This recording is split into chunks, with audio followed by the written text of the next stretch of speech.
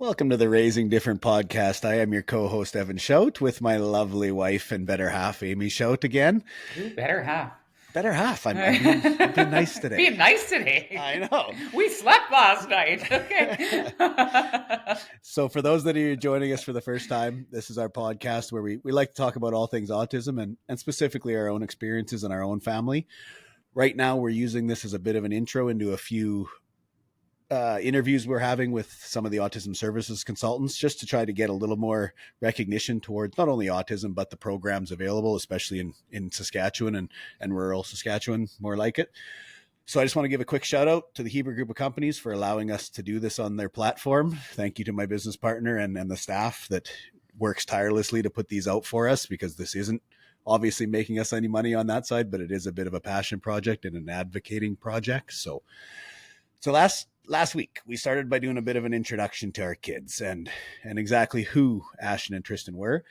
This week I wanted to go a little bit deeper into kind of the beginning, and not the beginning of it all, but the beginning of, I guess, our autism diagnosis. So I remember the days quite well, but obviously I'm getting old, so my memory's not 100%. But for me, sitting in a room with 7 or 8 professionals telling you what I considered to be some of the worst news I could hear. And at the time, obviously it was. Now, obviously, we have a different perception some days, some days. But give me your perception of the day, I guess, when we got the actual diagnosis, which we knew was coming anyway, but to have to sit there and listen to people talk about your child while you're in the room. Yeah, I think the fact that we did therapies first at Kinsman Children's Center, where we had occupational therapy and speech while we were on the wait list for a team assessment, it wasn't so daunting because I already knew half the people that were in the room. The only people that I wasn't familiar with was the psychologist I had limited kind of experience with, and same with the pediatrician that was on that day. Now I know them both well, but at that day I didn't. And so I also wasn't really sure what the social work component was all about and why that guy was sitting there too. But now I get that as well. And I think you should definitely access all those people. But sitting in that room, I knew what everybody was going to say. And it was still really hard to hear when they said it. And I still cried, even though I prepped myself and I was super ready for everything I thought.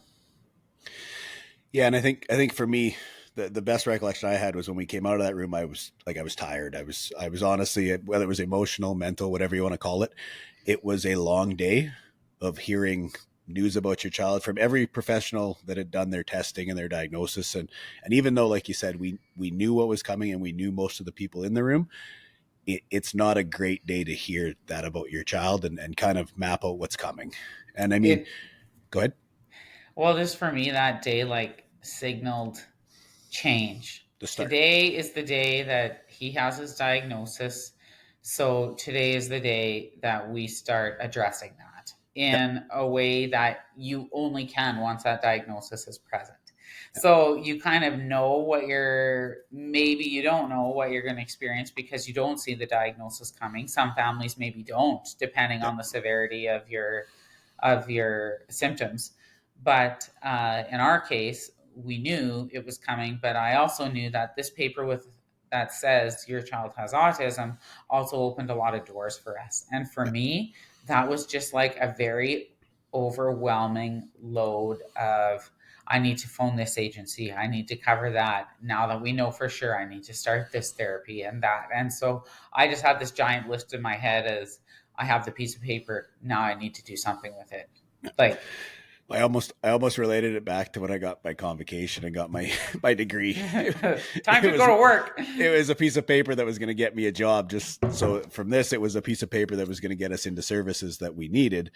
But that's all it was. It was just a piece of paper. And before that, we already knew it was coming. We knew the diagnosis. It was just, you have to go through that day. And I mean, I remember sitting on the floor with Ashton, having him play with toys, thinking, I'm kind of happy he probably doesn't understand what people are saying around him. And he was probably young enough at that time he didn't.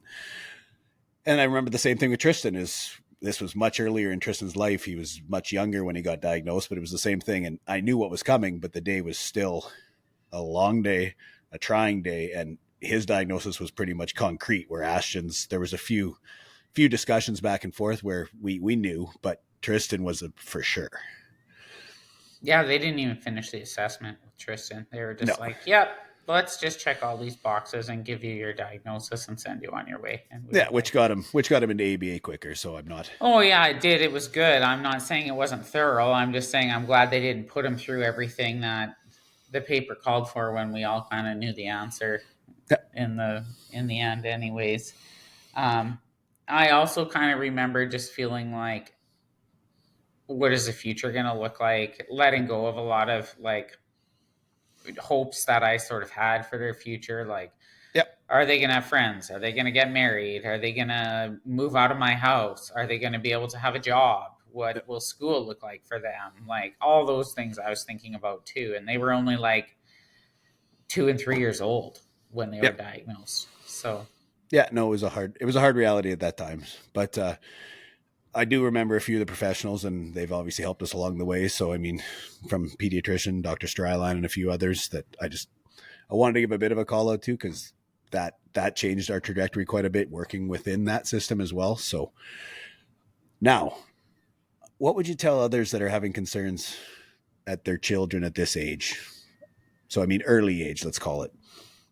What's your best advice? Get on a wait list and get a diagnosis so you can start dealing with it. Because the sooner you start supporting your child and you start getting the right professionals in place to support your child, the better everybody's going to end up in the end anyways. And if I had to do with an 11 and 13-year-old what I did with a 2 and a 3-year-old, like they're bigger than me. They outweigh me. There's no way I could have like enforced a hygiene program on them, or, some of the things that swallowing medications and all of that stuff. It was like no, this is a non-negotiable, and non-negotiables are a lot easier when you're smaller than when you're bigger. And I don't know. Oh yeah. That's how I felt. Oh yeah, no, and that's why I asked the question. The question was more, if you have any question, I would probably be played on the conservative and the safe side and get on it, because the waiting list today compared to what we had to deal with are considerably longer. Well, and the chance of you getting a support for your child in the school system with no diagnosis, like with the way the budgets are and the amount of kids coming in that are undiagnosed and diagnosed that require a one-on-one support, if you don't have a diagnosis yet, or you haven't made any sort of attempt to get a diagnosis or get some therapy in place or whatever, your kid's gonna sit unsupported, and it's gonna be a lot harder of a journey than if you would have just dealt with it in the first place.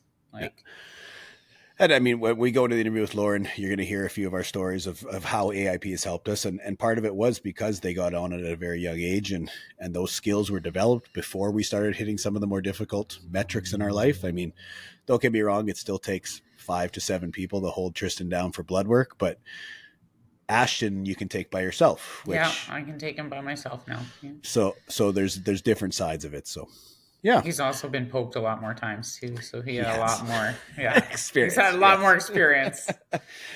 So I guess that's the opening I wanted. I just wanted a little bit of a run back down that day, because we're going to talk to Lauren Brandt, who's the head of AIP, on the interview after this. So thank you for coming along for the journey.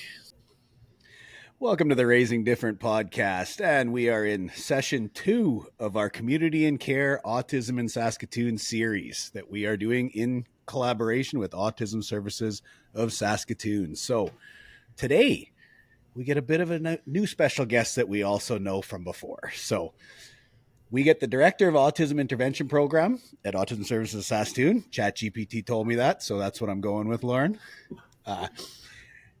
I want you to start by kind of giving us your background with Autism Services, as well as how you got into the role of AIP Director. Sure. And then anything else you want to share with us. So I'm going to let you take it away. That way I can stop talking. So. Okay.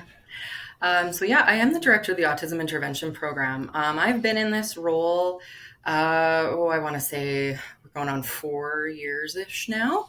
And is honestly just a great place to be. I have the privilege of leading a team of just amazing professionals that work with autistic individuals and their families every day. And I've been with Autism Services for, I want to say, about 11 years. And maybe even a little bit longer. I think I started as a volunteer in family programs and kind of worked with like strength training and the bowling program. And then I was hired on as a behavior therapist with the ABA Little Tots program. And I did some work, I want to say for about a year there, and kind of bounced around a little bit, moved into the Autism Intervention Program as a consultant for a Northern community. And I used to fly up north every month and support individuals in sort of remote Saskatchewan. And yeah, really had a great time working with families up there. And then had a consultant position within the program, more Saskatoon based. So yeah, kind of worked my way up, became senior consultant, and then eventually the director of the program. And yeah, I've certainly seen a lot of growth with this program since kind of coming into it. And I mean, it's ebbed and flowed. At times we've had 5 staff working in this entire department. And then right now we are a staff of, including our mental health and wellness team, 20 of us. So it's wonderful to see that growth. But with that, I mean, there's been a necessity for that, right? So we have seen, I want to say, an explosion in our caseload. No beating around the bush with that. So we've seen an increase in families really seeking support and looking for our assistance. So yeah, that's what we're up to. So before I let Amy, because we all know she's got the lion's share of the questions, but I want to get my first question out before she nails you with a few. So when we're talking AIP and we're talking individualized support and intervention, just for the people listening, define what that means, because it's such a broad statement. It's a broad, what it is. So I kind of want you to give the listeners a bit of an idea of what it is in general, and then I'll let Amy kind of go deeper on it. Okay. In terms of how we individualize within our department. So our program serves clients basically 0 to 19 years old. So individualizing program is going to be huge. Every family, every individual comes to us with different needs, different goals. Every family comes to us with different goals. And those are going to change based on the individual, the age, the stage of life they're at. So really what we do is we partner with the family, partner with the individual, and work toward what's going to be meaningful in their lives. So maybe that's a 4-year-old, a 5-year-old learning how to play with peers.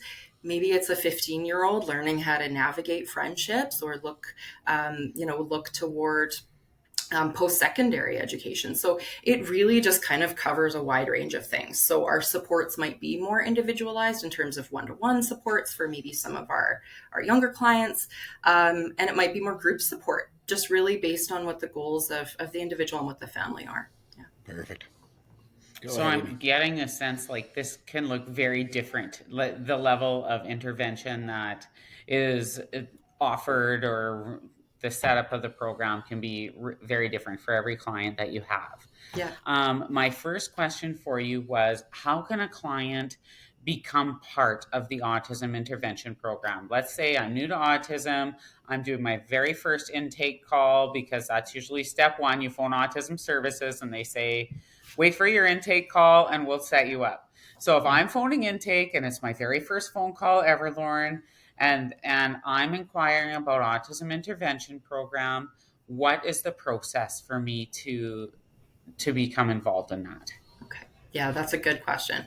And this has changed over the years. It evolves as it needs to. But first of all, we'd say welcome. You're in the right place. Secondly, we would direct you to our website. So on our website at autismservices.ca, we have, under the Join Us tab at the top of our page, there's a request for an intake appointment form. It's a relatively short form, just some demographic information and kind of what's the gist of what you're looking for? What are you looking for support with? And then that is actually sent through to our email here. and you will receive an auto reply just confirming that we received your request for an intake appointment. There's a bit of a wait time for that, as I've mentioned, increasing caseloads and a number of families seeking our support. But in the meantime, if there's an immediate need, you can certainly be reaching out to our front desk and your call will be directed appropriately. So certainly if there's something really very acute or immediate that you really, maybe it's just a question that you have, certainly be phoning our front desk to ask those questions. Otherwise, it's a little bit of a waiting game, and you're set up with... we have 2 of our staff members doing intake appointments. And so what will happen is they will contact a family, usually through email, to set up an intake appointment and really just get to know the family. So, or the individual. So what are you looking for? What's your background? What are your circumstances? What kinds of supports can we kind of link you up with? And then from there, you're set up with membership, which is covered for the first year. We are a membership organization. And then we have something called an intake meeting, where it's myself and a few other people kind of around the table, I say. These usually happen virtually, but where we're discussing clients that have met with us over the last week or so, and linking them up with support based on what's needed. We've actually been really lucky in developing our intake process, that our intake workers are wonderful at answering questions and handling some sort of referral kind of concerns or questions at that time of intake. So it's not like families are having to wait to get linked up with a consultant per se, in order to kind of have some of those questions or referrals made. That can happen at the intake process, or intake stage, which has been really wonderful. So awesome. Thank you. I'm wondering, you get your phone call, you become part of the intake process, you've had your big meeting, and then before that client, or let's say it's my child, gets paired up, because I'm assuming you get paired up with a support worker that helps carry out the goals that are decided upon at your intake meeting. Is that still the way it goes? Yeah, a consultant. Okay, something like that. Okay. And then before you can start working with that individual, there's some background work that the family needs to complete or participate in, or is it like a video process or a parent workshop of sorts? Because I'm assuming that helps everybody speak the same language. It helps everybody understand what the expectations of the program are. And it also keeps the families that are motivated to be a part of the program and be involved in the part of the program there. So because you have such a huge intake of people, you want the families that are going to put the effort in at home too, because Autism Intervention Program, in our experience, it's a great start. It is not a magic wand to fix every single problem in your home. It is a magic wand to support the people giving the care and give them the tools to continue to carry on the work that was started with you. But I mean, let's say we get a half an hour a week or 1 hour a week or whatever our therapy is. It's like, is 1 hour a week enough if you're not doing your back end at home? Right. Like, I don't know. And so I'm just kind of curious about, you get your intake, but once you're in an intake, that's not it, right? Like, you still have another couple levels to go through before you start getting that support rolling. Is that correct now? Yeah. I know it's changed a little bit. So can you talk about that parent component a little bit? Sure. And yeah, thanks for bringing that up, Amy. We do have an orientation to our program that we would expect families to sort of engage with a little bit. We've pared it down. It has changed over the years. What will happen is, after that intake meeting happens, we send all of our families a letter, and it's basically an invitation to participate in our orientation process. Orientation is really, at this point, a 15-minute video, and you just click on the link, you can watch the video, and then there's an instruction to send an email at the end just saying, hey, I've watched the video, here's the video code that shows up at the end of the video. And then it's typically me replying back to people saying, hey, Thanks for completing orientation. Here's your assigned consultant. Get in touch with them when you're ready. So it's really about taking the lead of the family and just whenever you're ready. And sometimes people will reach out and ask some questions and decide we're not for them, and that's okay. But it's about providing that information. And as you said, that sort of common language and having some background knowledge about what might be available so that, expectations are realistic as well when entering the program. So, and it really just sort of begins a part of our program that we've really worked to develop in terms of family empowerment, parent and caregiver empowerment, and working to make sure that parents and caregivers have the tools and the information that they need to be, working on the goals that they want to be working on. And so we do have another parent component as well in our program called the Parent Education Series that we've sort of revamped over the years, but it's become a major part of our program. Just because we have a lot of clients in our caseloads. So we do really want to partner with families, make sure they have appropriate information. So our parent education series was really important to us. We launched it, I want to say about a year ago. It's been a long time in the making. It took a long time for us to really develop and figure out what information to put in, to include. So things about self-regulation, things about behavior strategies, what is autism? And then what are the mental health components that might also come into play as kiddos age and grow and become adults as well. So we really do have an expectation, I guess, on the part of the family and the parents, the caregivers, to participate alongside their child, their teen, their youth. We really just want to kind of walk alongside parents and families in their journey to figure out kind of what works for them. Thank you. I want to jump in, Ames, just because we're going down the process side, but I want to pull this out a little bit. So I guess my question is more based on, obviously early intervention is a big part of this for us, especially in our family unit. So I want both of you to comment, but first I'll start with you, Lauren. Just how important do you see through the AIP program that the thought of early intervention or getting into the programs earlier the better? And then Amy, I want you to give me, the last decade's been a bit of a blur for me, so to ask me to remember AIP. I got examples of AIP, you bet. Yeah. So I want your story the first few times with AIP and then what it's done for us going forward. So you can start, Lauren. Research has shown, and sort of what we've seen, that early intervention is just so key in terms of sort of closing gaps that we might see, for lack of a better term, in terms of like skill development throughout childhood and into the teen years. So just kind of working with the child, the parent, working on some of those early skills. Like, kids learn through play. Kids learn through being social. And so if we can work on those foundational skills, it just kind of sets the stage for later skill development. And when there isn't an opportunity to be working on those things and be exposed to other kiddos, we just kind of see that it can be more difficult to catch up later on in terms of skill development. And I want to be really mindful as well about my language. It's not that kids need to catch up either. I think that every child is different, and what they prefer in terms of a social life can be different too, right? So we're not looking to sort of fix or change. We just want to create an enjoyable life, a good quality of life for those kids. So early intervention has been really key in terms of that skill development.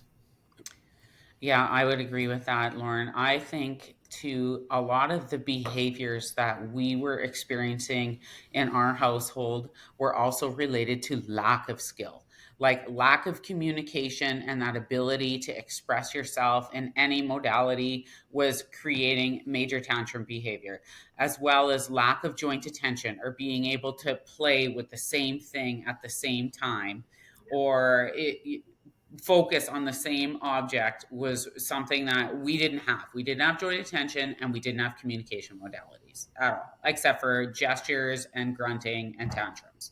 So when Autism Intervention Program first came to our house, we were just pretty green to picture exchange communication, where you use a little picture symbol, whether it's abstract or a real taken picture, and you give it to somebody and you get what you give, and you learn that this picture means something.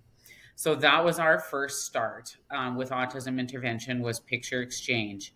But it also grew to the introduction of a voice output device like an iPad to communicate for us.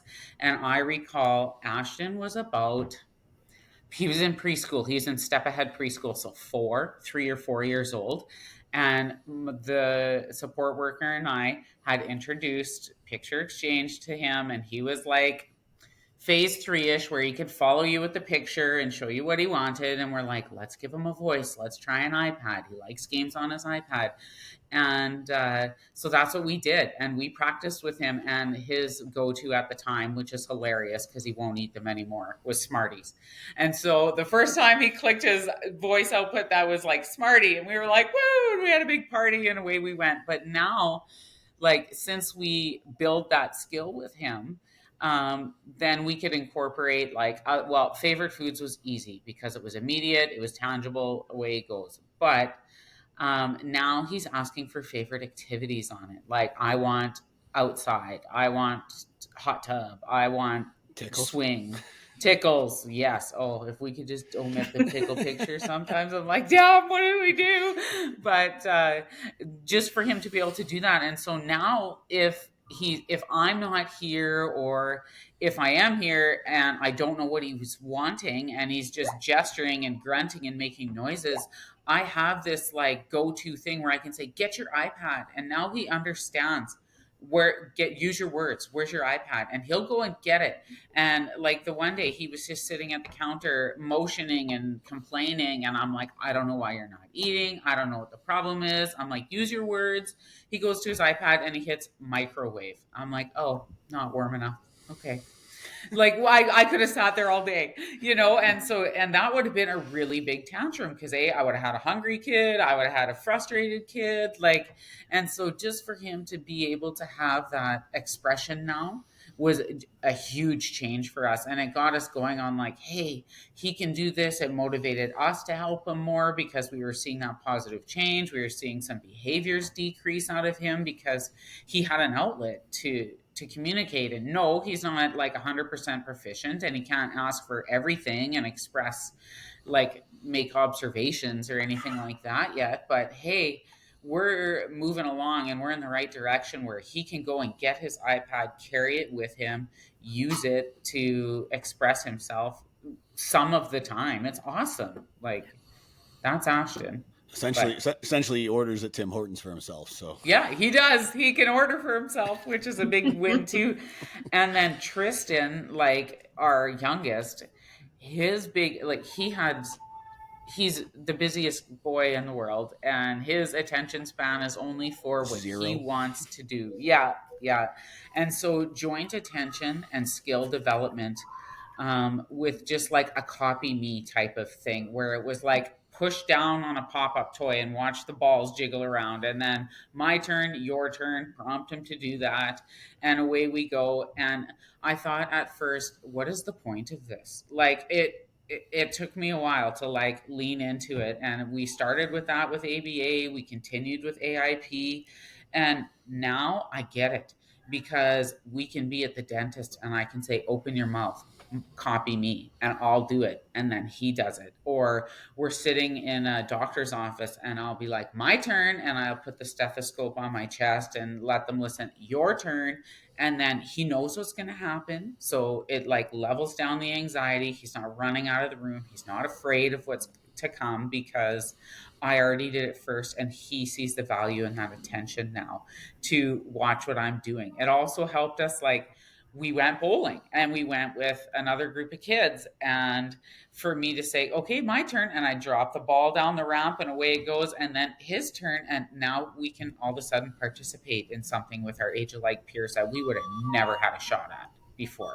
And so, like, just that simple little skill of copy me, do this, do this. And we were doing it over and over and like hundreds and hundreds of times. And I'm finally like, hey, we're finally reaping the fruits of this, like, this programming that we've been trying forever and ever.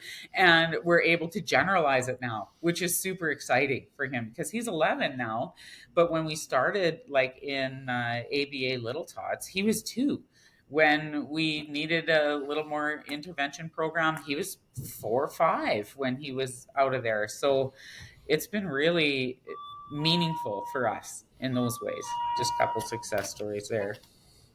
So I guess I got one more question, then Amy, you can take back over. So for me, when you look at AIP, and I mean, even if you Google it or whatever you want to do to find information, it talks about evidence-based interventions.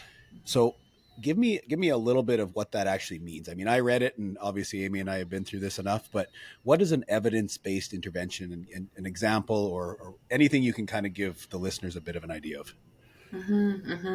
Yeah, we really do pride ourselves on, I mean, we try new things, but we want to rely on things that have been proven to work in the way that we kind of want them to work, the things that have been effective. So when we say evidence-based, we're looking at, for example, applied behavior analysis. A lot of our programming is based in applied behavior analysis because it has the scientific evidence behind it in terms of being effective in increasing, positive behaviors or behaviors that, skills or decreasing more challenging behaviors, right? So we're really looking to things that have been proven to work. And that changes. So sometimes it's us really kind of doing a bit of research and digging into, okay, we've been using this one method that's evidence-based, but maybe there's something else out there that we can try that's been proven to work or is kind of maybe emerging. There's sort of different categories, but we always want to be working basically with principles that are effective, that we know will work. And that's not to say that it's always going to be successful, right? Like it's some trial and error. There's some revising that happens and some changes that need to be made. But yeah, largely we are working with things that have been proven, essentially. Awesome. Thank you. I'm wondering, do you need an AIP consultant in order to access the other programs at Autism Services? So let's say we visited with Alex Scott on our last podcast, and he's recreation director. And I'm thinking, oh, okay, so if all these services, like there seems to be like some overlap and everything is connected. And I'm wondering, if let's say you've done your intake process but you're not part of the AIP program, can you still access those recreational programs or the wellness people or the social work or what all the other branches, I guess, inside the agency? Yeah, certainly.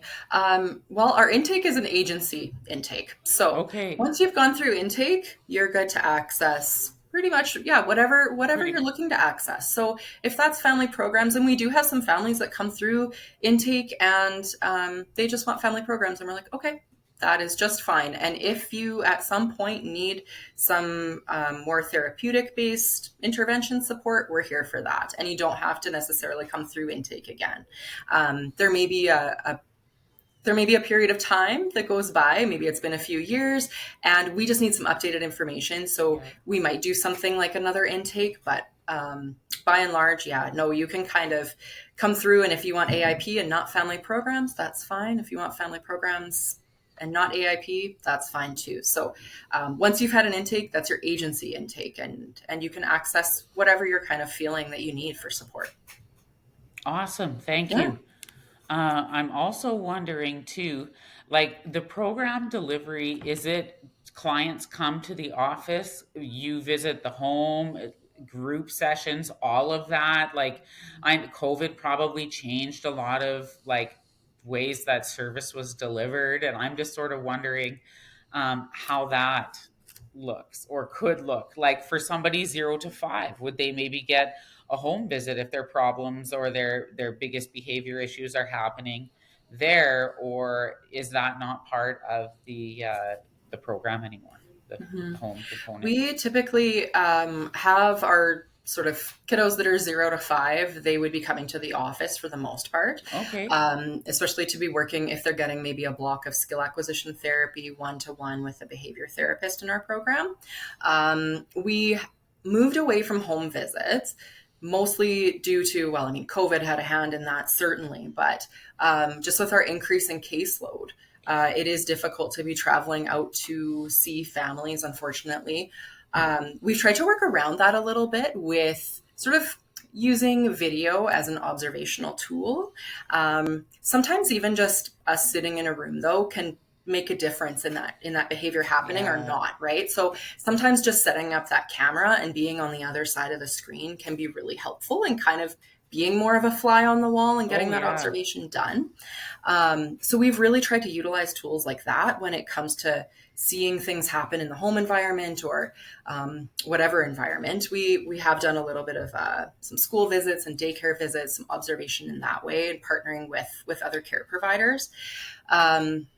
But yeah, largely COVID definitely had a huge impact on the way we deliver services. So we work mostly with a hybrid model at this point. I'd say we're able to reach more families and chat with more people because we have brought in and kept that virtual element. So a lot of our meetings are over Zoom with families. Of course, if families need to be coming in, and that's just what they need to happen, and that's how they best converse, that's totally fine.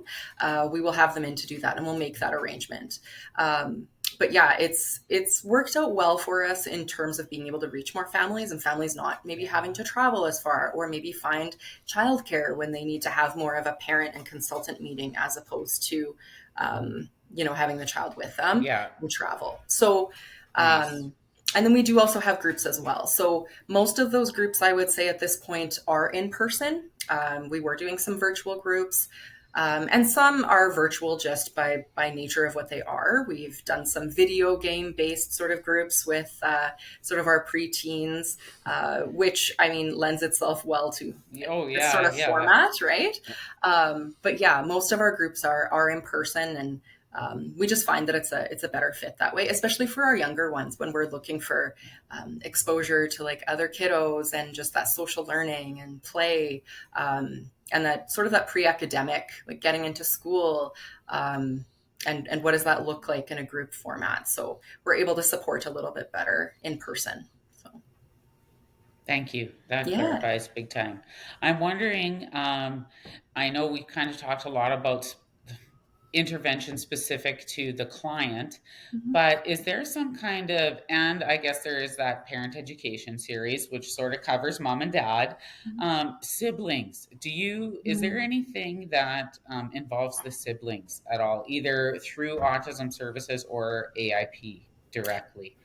Yeah, we have had a sibling group sort of on rotation. At one point, we were able to run a sibling camp, which was really great, in conjunction and in collaboration with the Family Programs Department. We do have a sibling group that we run every once in a while when we're sort of seeing a need for it. And that is often a common concern for families that are coming through. How do I support, my other children through this and the rest of my family? So we do have that group. We have consultants that will individually consult with families about that. We also have our mental health and wellness team. If there's a mental health component that's sort of attached to that sibling support, we're able to refer to them to get some of that, like whether it be counseling or some other type of like consultative format. But there definitely is support available. It's just, I guess we haven't run it in a while, but yeah, it is something that we definitely have. It exists when needed. Hey, good. Okay, thank you. Well, we're just not in that position. Like we have two special people, both diagnosed, and so I'm like, I don't know how I would juggle a neurotypical, to say, child on top of the mixed bag that we have at home right now too. So I'm like, it's nice that there is something. Well, what do you want to call it, Evan? Like, just saying. And then lastly, before we let you go, I just was hoping that you might have a success story for us, just like a case that stuck out, or somebody named blank who, you worked with for years and years and they finally broke through this barrier of sorts, or anything like that you might want to share. I know it's difficult when we put you on the spot, it's like, but yeah. I would say do you want just one? Yeah, I know. Like whatever you got, throw it at us. We got time. Well, I would say like one of the biggest things, and one of the things that I enjoy most about like my position and what I've worked to do in the Autism Intervention Program specifically, is that parent empowerment piece, and that like working with a family and looking at like a holistic approach for the family. So, and the family as a unit. So that parent program, the parent consultation that we do, sometimes parents just need to be heard. They need to like talk things out, and to be able to sort of be that listening ear, and maybe provide a couple of suggestions. There was one family that I worked with that we were trying to work through some challenging behaviors at home, just around like transitions for the most part. And this family was, I had brought up the idea of a visual schedule as sort of assisting with that transition piece. And they were kind of coming around to the idea, and decided to try it. And so we created this visual schedule. We made the pictures that would work for their family, and all the visuals, and they tried it out, and it made a huge difference in how they were able to kind of run through their day, and just kind of chatting those things out with families, being able to just kind of figure out what's going to work in their environment, and create a strategy for them that everybody buys into. It's so like meaningful. It can be so impactful. And that's, I think that's probably one of the most enjoyable parts of what I do is working with families, figuring that stuff out for them and making it work for them. I was a big fan of the visual schedule until Ashton decided he could change it to what he wanted and not what we wanted. So But then we countered that with a change of plans picture or a not available transparency. And we were like, no, not available. This is what we're doing. When you're sitting in your vehicle driving and he's handing you every picture in the bag because he doesn't want to do what you're doing, it's a good experience. But we were lucky to even reach that level of understanding, And I find too, we used to have a daily schedule. Now we have a weekly schedule on the wall, and it's like school, no school, weekend, whatever it is. And then they anticipate the routine that follows that visual. And so they know, like, we can go outside. It's Saturday. There's a no school picture up. On a school day, it's like, no, you can't go outside and play in the yard before school because I will never get you back in the house again and fed and dressed and cleaned up before the bus gets here. So no, and in the beginning, it was like, stick to your rules and what you need to make this house work. But then give it a few weeks, a few months, they don't even ask to go outside when the school day picture is up anymore. And I was like, all right. And so it works for them because they know what to anticipate. They feel organized. Everything is like a procedure that they're used to following. It's just part of our routine now. And I feel better because I'm not met with all of this like chaos and tantrum behavior now, because it's just like, okay, it's the school pictures up, resort to the school routine. This is what we do. Oh, it's summer holidays. Freedom, and then they kind of know what they can get away with at what time of day. So so we've covered a lot. I don't want to go too much longer, but Lauren, is there anything we haven't covered that you wanted to get across today? Because obviously we've kind of grilled you from our side, but I haven't really asked you what you wanted to share with us. So no, I just think, and I think I said it before, it's just, despite like an increase in caseload and just the demands of just the needs that are out there, right? Like I'm so grateful to like work with and lead like the staff that are in the Autism Intervention Program. Like, they're all just so creative and resourceful when it comes to supporting families. So we might have some certain ideas about, okay, like, yeah, there's one-to-one, like skill acquisition therapy, or there's groups, but there's a whole range of things that we kind of support with, and that they're actually very good with kind of creatively coming up with solutions. And yeah, I just want to give a shout out to them. Like, they're truly the magic of this department. And yeah, just developing relationships with the families that we work with. It's a privilege. And yeah, I think everybody here just cares so much and has so much just compassion that I wouldn't want to be anywhere else. So. Good. And Amy, give me your wind up of AIP, because obviously we've used it and we used it with success. So you've given us the success stories, but just your final words, I guess. Well, I just think like it's worth the investment. When you go, even if you just do like one block therapy session of it, or a couple, to just meet the families, get the parent education, and then you have a tool bag that you can apply in different situations in your life. So it's like, yes, that did help us through this really difficult 6-month phase or whatever. But then let's say a new behavior develops and you're like, hey, okay, what did I do with the Autism Intervention Program? Maybe I'm on the wait list right now or whatever, but it's not like I'm left hanging. Maybe I can just like get a consultation phone call and get some ideas, some brainstorming, and I'll know what to do. And then they can give me kind of the information, but I can be the doer and I can make the change in my home now because I understand the system.